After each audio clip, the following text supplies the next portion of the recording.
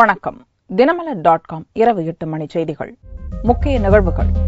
சீன அதிபர் Xi Jinping Gujarat வருகை. பிரதமர் நரேந்திர மோடி முன்னிலையில் முக்கிய ஒப்பந்தங்கள். பாகிஸ்தான் உளவாளி அருண் செல்வராஜை 6 நாட்கள் காவலில் எடுத்து விசாரிக்க NIA-வுக்கு அனுமதி. பூந்தமல்லி சிறப்பு நீதிமன்றம் உத்தரவு. கோவை மேயர் தேர்தல். பாரதிய ஜனதா வேட்பாளர் மீது அதிமுகவினர் ஆவேச தாக்குதல். தேர்தலுக்கு பின் தமிழக அரசியலில் மாற்றம் ஏற்படும் என்ற தமிழிசை எதிர்பார்ப்பு. விரிவான செய்திகள். குஜராத்துக்கு வருகை தந்த சீன அதிபர் ஷி ஜின்பிங்கை பிரதமர் மோடி வரவேற்றார்.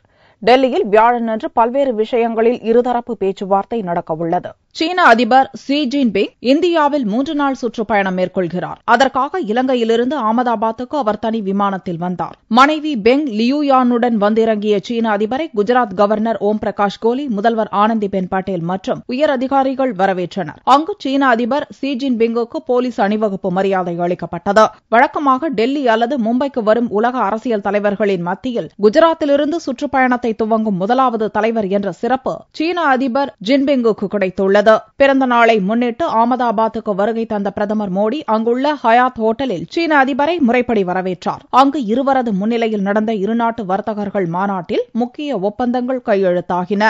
மகாத்மா காந்தி வசித்த சபர்மதி ஆசிரமத்துக்கும் மோடியுடன் சென்று சீன அதிபர் பார்வையிட்டார். அதைத் தொடர்ந்து சபர்மதி ஆற்றங்கரையில் சீன அதிபருக்கு மோடி இரவு விருந்து அளித்தார். 150 குஜராத்தி உணவு வகைகள் பரிமாறப்பட்ட இவ்விருந்தில் மோடி, ஜின்பிங் தவிர 22 VVIP-க்கள் மட்டுமே பங்கேற்றனர். இரவில் டெல்லி செல்லும் சீன அதிபர் அங்கு பிரதமர் மோடியுடன் இருநாட்டு உறவுகளை வலுப்படுத்துவது குறித்து பேச்சு நடத்துகிறார். வர்த்தகம், முதலீடுகள் குறித்து மட்டுமல்லாமல் லடாக்கில் இந்திய எல்லைக்குள் சீன ராணுவத்தினர் அத்துமீறுவது குறித்தும் முக்கியமாக பேசப்படுகிறது.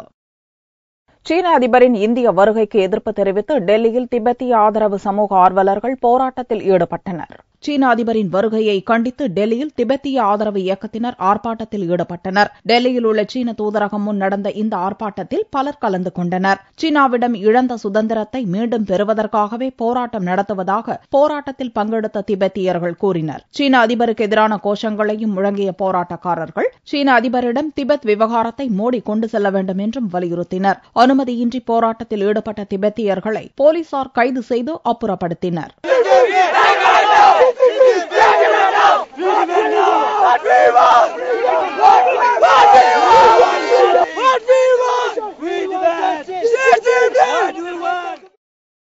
தனது 64வது பிறந்த நாளை முன்னிட்டு தாய் ஹீராபென்னிடம் பிரதமர் நரேந்திர மோடி ஆசி பெற்றார்.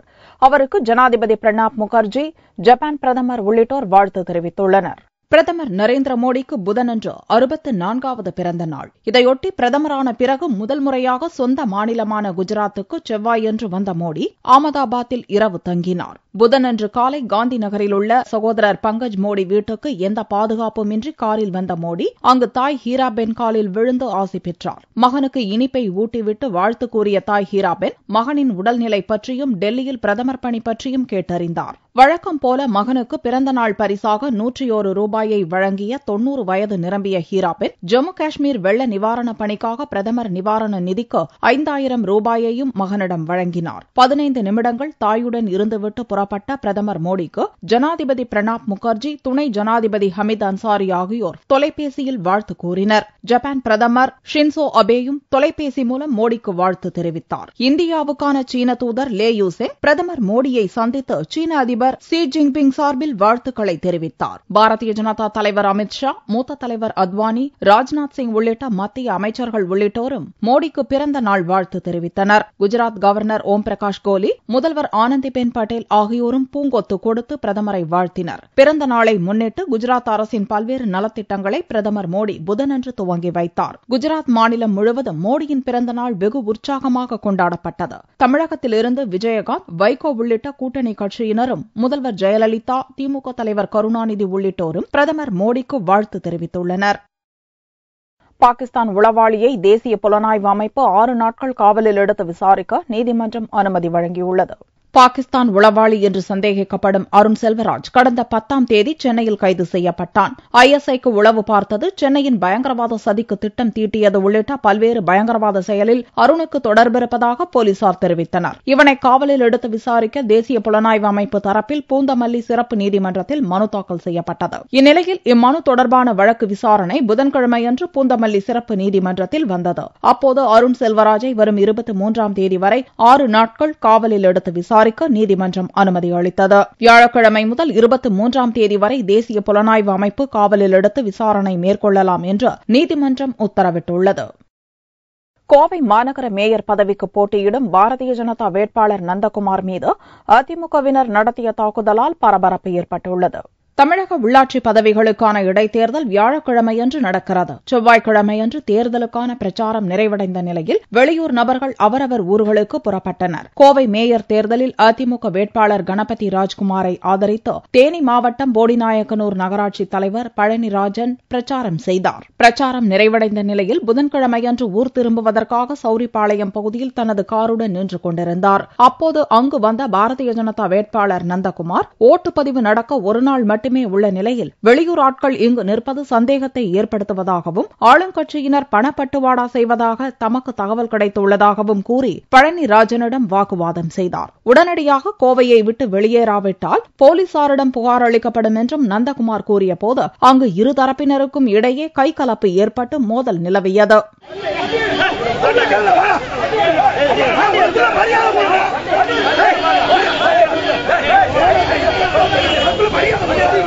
தேர்தலினுடைய பிரச்சாரம் நேற்றைய தினம் 5 மணியுடன் முடிவடைந்தது.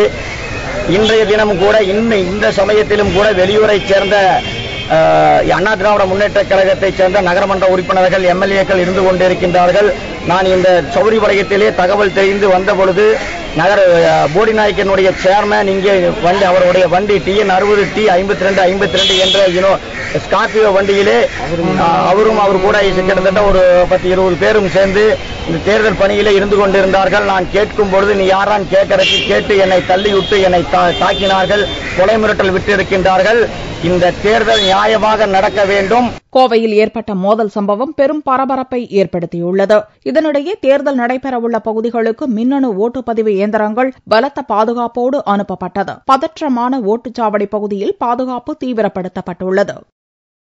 உள்ளாட்சி இடைத்தேர்தலுக்கு பின்னர் தமிழக அரசியலில் மாற்றம் வரும் என்று தமிழக பாரதிய ஜனதா தலைவர் தமிழிசை சவுந்தரராஜன் தெரிவித்துள்ளார். சென்னையில் உள்ள தமிழக பாரதிய ஜனதா தலைமையகத்தில் செய்தியாளர்களை சந்தித்த அக்கட்சித் தலைவர் தமிழிசை சவுந்தரராஜன் காஷ்மீர் மக்களின் துயர் துடைக்கும் வகையில் தமிழகத்தில் பாரதிய ஜனதா சார்பில் 5 நாள் நிதி வசூலித்து அளிக்க உள்ளதாக கூறினார். தமிழக மீனவர்கள் பிரச்சினையில் முதல்வர் ஜெயலலிதா கடிதம் மட்டுமே எழுதி வருவதாக குற்றம் சாட்டிய தமிழிசை உள்ளாட்சி இடைத்தேர்தலுக்கு பின்னர் தமிழக அரசியலில் பெரிய மாற்றம் ஏற்படும் என்றார். இது ஜனநாயகத்தில் மிகப்பெரிய போட்டி நடக்கிறது. ஆட்சி அதிகாரத்திற்கும் ஜனநாயகத்திற்கும், பணபலத்திற்கும் மனபலத்திற்கும் நடக்கும் இந்த போட்டியில் ஜனநாயக முறைப்படி போட்டி போடும் பாரதிய ஜனதா கட்சிக்கு அத்தனை பேரும் ஆதரவு தருவார்கள். தமிழக அரசியலில் இந்த இடைத்தேர்தல் ஒரு மிகப்பெரிய மாற்றத்தை ஏற்படுத்தும். பாரதிய ஜனதா கட்சியின் வெற்றிகரமான பங்களிப்பு ஒரு மிகப்பெரிய மாற்றத்தை தமிழக அரசியலில் ஏற்படுத்தும். முன்னதாக பிரதமர் மோடியின் 64வது பிறந்த நாள் விழா கட்சி அலுவலகமான கமலாலயத்தில் கொண்டாடப்பட்டது. நிகழ்ச்சியில் அக்கட்சியின் தமிழக தலைவர் தமிழிசை சவுந்தரராஜன் கலந்து கொண்டு தொண்டர்களுக்கு இனிப்புகளை வழங்கினார். தொடர்ந்து எழும்பூர் குழந்தைகள் மருத்துவமனையில் குழந்தைகளுக்கும் தாய்மார்களுக்கும் புத்தாடை, சோப் உள்ளிட்ட பரிசு பொருட்களையும் அவர் வழங்கினார். பாரதிய ஜனதா மூத்த தலைவர் அத்வானி லோக்சபா ஒழுங்கு நடவடிக்கை குழு தலைவராகவும், தமிழகத்தைச் சேர்ந்த லலிதா குமாரமங்கலம் தேசிய மகளிர் ஆணைய தலைவராகவும் நியமிக்கப்பட்டுள்ளனர். பாரதிய ஜனதாவின் முக்கிய தலைவர்களில் ஒருவரான அத்வானிக்கு மோடியின் அமைச்சரவையில் இடம் கிடைக்கவில்லை. 75 வயது மேற்பட்டோருக்கு அமைச்சர் பதவி இல்லை என்ற மோடியின் கொள்கை முடிவே இதற்கு காரணம். அண்மையில் பாரதிய ஜனதாவின் ஆட்சிமன்ற குழுவில் இருந்தும் 86 வயது நிரம்பிய அத்வானி நீக்கப்பட்டார். இந்நிலையில் லோக்சபா ஒழுங்கு நடவடிக்கை குழு தலைவராக அத்வானியை நியமித்து சபாநாயகர் சுமித்ரா மகாஜன் அறிவித்துள்ளார். இக்குழுவில் அதிமுக MP அருண்மொழி தேவன் உள்ளிட்ட 13 பேர் உறுப்பினர்களாக நியமிக்கப்பட்டுள்ளனர். ஒழுங்கீனமாக நடந்து கொள்ளும் MP எம்பிக்கள் மீதான புகார்கள் இக்குழுவுக்கு அனுப்பப்பட்டு விசாரணை நடத்தப்படும். குழு அளிக்கும் பரிந்துரையின் அடிப்படையில் சம்பந்தப்பட்ட உறுப்பினர் மீது நடவடிக்கை மேற்கொள்ளப்படும். இந்நிலையில் தேசிய மகளிர் ஆணைய தலைவராக தமிழகத்தைச் சேர்ந்த லலிதா குமாரமங்கலம் நியமிக்கப்பட்டுள்ளதாக மத்திய மகளிர் மற்றும் குழந்தைகள் நலத்துறை அமைச்சர் மேனகா டெல்லியில் புதனன்று அறிவித்தார். பாரதிய ஜனதாவின் தேசிய செயற்குழு உறுப்பினரான லலிதா குமாரமங்கலம் முன்னாள் மத்திய அமைச்சர் மோகன் குமாரமங்கலத்தின் மகள் என்பது குறிப்பிடத்தக்கது.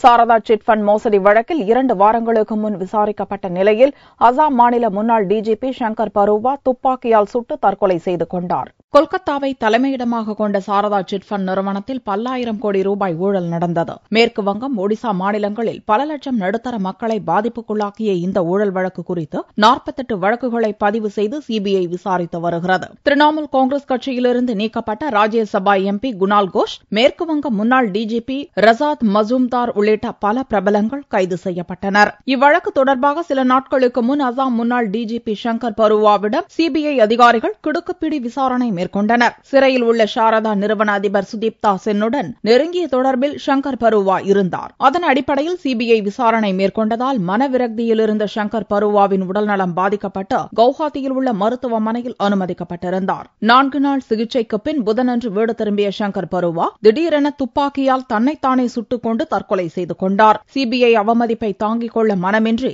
சங்கர் பருவா தற்கொலை செய்ததாக அவரது குடும்பத்தினர் குற்றம் சாட்டுகின்றனர். காலவரையற்ற வேலை நிறுத்த போராட்டத்தில் ஈடுபட்டு வரும் என்எல்சி ஒப்பந்த தொழிலாளர்கள் திடீர் சாலை மறியலில் ஈடுபட்ட போது போலீசாரால் கைது செய்யப்பட்டனர். பணி நிரந்தரம், குறைந்தபட்ச ஊதியம், வார விடுமுறை உள்ளிட்ட பல்வேறு கோரிக்கைகளை வலியுறுத்தி என்எல்சி ஒப்பந்த தொழிலாளர்கள் கடந்த 3ஆம் தேதி இரவிலிருந்து காலவரையற்ற வேலை நிறுத்த போராட்டத்தில் ஈடுபட்டு வருகின்றனர். புதுச்சேரி தொழிலாளர் நல உதவி கமிஷனர் அலுவலகத்தில் அதிகாரிகள், என்எல்சி தொழிற்சங்கம் மற்றும் நிர்வாகத்தினர் பங்கேற்ற முத்தரப்பு பேச்சுவார்த்தை தோல்வியில் முடிந்தது. இந்நிலையில் அறிவித்தபடி புதன்கிழமையன்று ரயில் மறியல் போராட்டத்தில் ஈடுபட என்எல்சி தொழிலாளர்கள் முயன்றனர். ரயில் மறியலுக்கு போலீசார் அனுமதி மறுத்த நிலையில் திடீர் சாலை மறியலில் ஈடுபட்டனர். இதையடுத்து என்எல்சி தொழிலாளர்களை போலீசார் கைது செய்தனர்.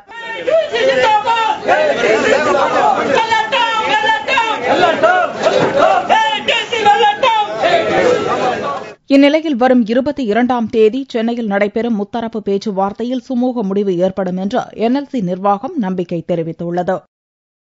தன் பெயரில் திரைப்படத்தை வெளியிட தடை கோரி நடிகர் ரஜினி தொடர்ந்த வழக்கில் சென்னை உயர்நீதிமன்றம் இடைக்கால தடை விதித்து உத்தரவிட்டுள்ளது. நடிகர் ஆதித்யாவை கதாநாயகனாக கொண்டு தயாரிக்கப்பட்ட என் பெயர் ரஜினிகாந்த் என்ற திரைப்படம் வரும் அக்டோபர் மாதம் வெளியாக உள்ளது. இந்நிலையில் நடிகர் ரஜினிகாந்த் சார்பில் சென்னை உயர்நீதிமன்றத்தில் ஒரு வழக்கு தாக்கல் செய்யப்பட்டது. மும்பையில் தயாரித்து ஹிந்தியிலும் தமிழிலும் வெளியாக உள்ள என் பெயர் ரஜினிகாந்த் என்ற திரைப்படத்தின் பெயருக்கும் அதில் ரஜினிகாந்த் என்ற பெயரை தாங்கி வரும் கதாபாத்திரத்திற்கும் தடை விதிக்க வேண்டும் என்று மனுவில் கோரப்பட்டது. இப்படத்தில் சில ஆபாச காட்சிகள் வருவதால் தன் பெயருக்கு களங்கம் விளைவிக்கும் வகையில் உள்ளது என்று கூறி அப்பெயரில் படம் வெளிவர தடை விதிக்க வேண்டும் என்றும் ரஜினியின் மனுவில் கூறப்பட்டிருந்தது. இவ்வழக்கு புதனன்று சென்னை உயர்நீதிமன்ற நீதிபதி தமிழ்வாணன் முன்பு விசாரணைக்கு வந்தது. வழக்கை விசாரணை செய்த நீதிபதி என் பெயர் ரஜினிகாந்த் என்ற பெயரில் படம் வெளியிட இடைக்கால தடை விதித்து உத்தரவிட்டார். தங்கத்தின் விலை புதன்கிழமையன்று சவரனுக்கு 112 ரூபாய் குறைந்திருந்தது. ஒரு சவரன் தங்கம் 20,408 ரூபாய்க்கு விற்பனையானது. 1 கிராம் ஆபரண தங்கம் 2,551 ரூபாயாக இருந்தது. வெள்ளி கிராமுக்கு 40 காசுகள் குறைந்து 1 கிராம் 43 ரூபாய் 80 காசுகளுக்கு விற்பனையானது. பார் வெள்ளியின் விலை 40,960 ரூபாயாக இருந்தது.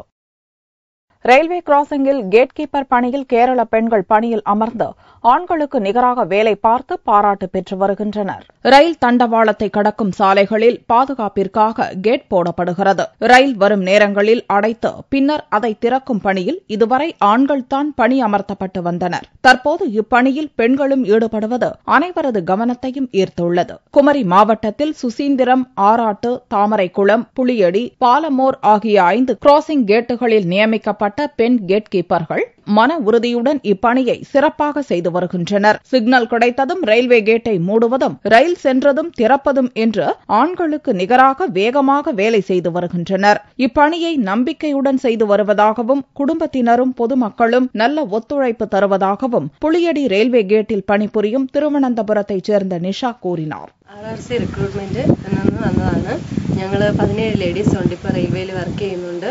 ഞങ്ങളിപ്പോൾ ആണുങ്ങൾ ചെയ്യുന്ന ഡ്യൂട്ടി ഞങ്ങൾ ചെയ്യുന്നുണ്ട്. ഗേറ്റിലാണ്. ഞങ്ങൾക്ക് ഇവിടെ നല്ല കോൺഫിഡൻസ് ആണ് ചെയ്യാനായിട്ട്. നല്ല സപ്പോർട്ടീവാണ്. നമുക്ക് അത് ഈ റിക്രൂട്ട്മെന്റിലൂടെ ഞങ്ങൾക്ക് നല്ല ഒരു എംപ്ലോയ്മെന്റ് കിടച്ചതിൽ എനിക്ക് നല്ല സന്തോഷമുണ്ട്. ഞങ്ങളുടെ ഫാമിലിയിൽ നിന്ന് നല്ല സപ്പോർട്ടാണ് ഇതിന്. ഇവിടെ കോൺഫിഡൻ്റ് ആയിട്ട് വർക്ക് ചെയ്യാൻ പറ്റുന്നുണ്ട്. ആണുങ്ങൾക്ക് ചെയ്യാൻ പറ്റുന്ന ജോലി നമുക്കും നല്ലതായിട്ട് ചെയ്യാൻ കഴിയുമെന്ന് ഞങ്ങൾ വിശ്വസിക്കുന്നു. குமரி மாவட்டத்தில் பல ரயில்வே கிராசிங்குகளிலும் ஆள் நியமிக்காததால் விபத்துகள் அதிகமாயின. இதனால் ஆள் இல்லாத கிராசிங்குகளில் ஆட்களை நியமிக்க அரசியல் கட்சிகளும் பொதுநல அமைப்புகளும் கோரிக்கை விடுத்தன. இந்நிலையில் ரயில்வே தேர்வு மூலம் தேர்வாகி கொல்லம் ரயில்வே பயிற்சி மையத்தில் பயிற்சி பெற்ற 17 பெண்கள் பணிக்கு தயாராக உள்ளனர் என்பது குறிப்பிடத்தக்கது. மீண்டும் செய்திகள் இந்திய நேரப்படி வியாழக்கிழமை மாலை 4 மணிக்கு. வணக்கம்.